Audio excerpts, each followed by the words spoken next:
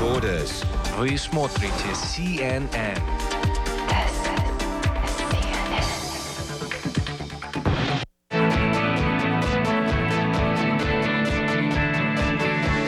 Oh, I'm so happy for you. Reggie. Oh my God, I can't believe this. So happy for you. Congratulations.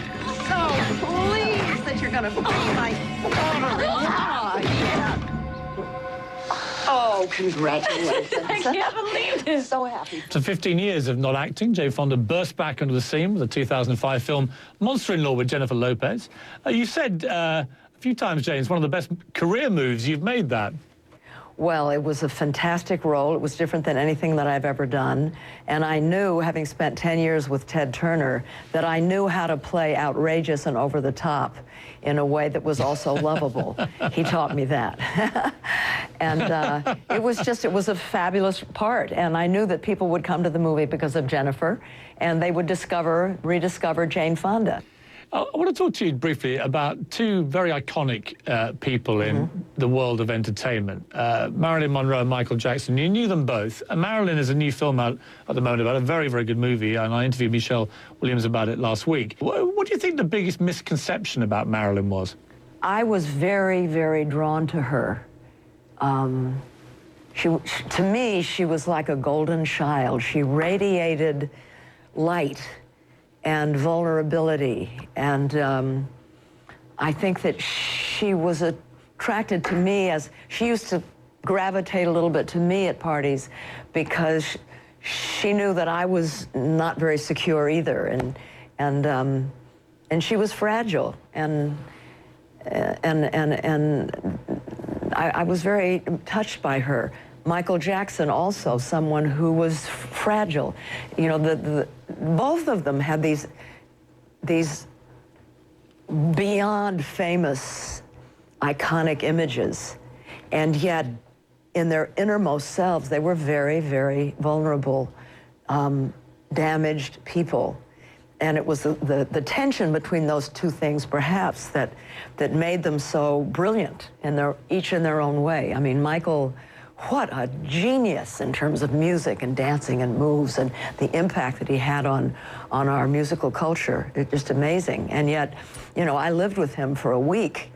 When I was making On Golden Pond, he came and he wanted to watch my father and Katharine Hepburn work. He was interested in becoming a movie actor, and we would stay up at night talking, and you know, there was this part of him that was like a lost soul, and then there was this other part of him that was a savvy, brilliant businessman and inspired talent. So it was just very attractive to be around people with that kind of those kind of contradictions.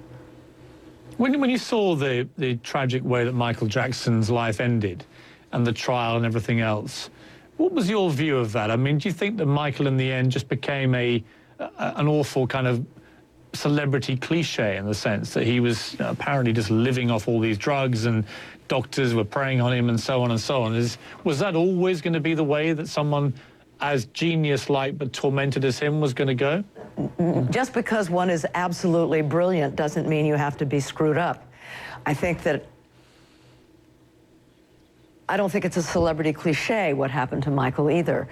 But I do think, I remember once he was visiting me. I had a ranch in Santa Barbara and in California, and he came and visited me once, and I was walking him around. It's how he was introduced to that area where he eventually bought Never Never Land, is when I had him to my ranch. And I was walking around and showing him the ranch, and I pointed to a place at the edge of the cliff, and I said, that's where I'm going to be buried.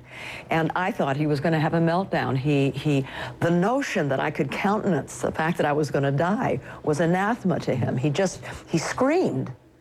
And he talked about how he would get into an oxygen tank, and he thought that was going to keep him, you know, alive forever. I think growing old would have been very, very, very difficult for Michael.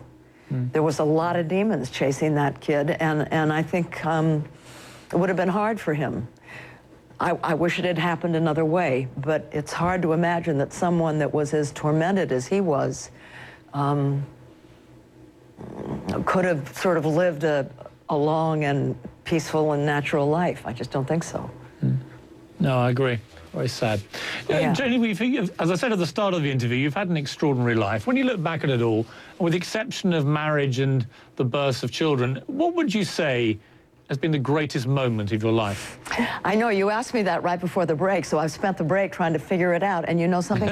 It's really hard. Right now, I don't know. I've learned, and I've made a conscious effort to learn to be right here and now. I've had incredible experiences in my life, like when I picked up the Oscar for my father for On Golden Pond, and two of my own Oscars, and all, you know, just, I think I'm happiest when I'm up at the top of a mountain about 14 feet high, 14,000 feet high, and I've done that a lot, and I love being out in nature very high up where the air is thin. Those are perhaps my happiest times, but I don't know. I don't think back. Right now, I've never been happier, frankly, and that's the truth. I'm not being coy. Well, that's a perfectly good answer. You've never been happy, and I've got to say, It's been a fascinating interview, Jane. You've been exactly how I hoped you would be. Whoa. Sort of formidable and challenging, but also very, very interesting to listen to. I could have done that for hours, so thank you very much. Thank you, and have a nice baby. I'm glad that you're a new father. That's exciting. Try to get some sleep. I agree. I'll try. Thank you very much.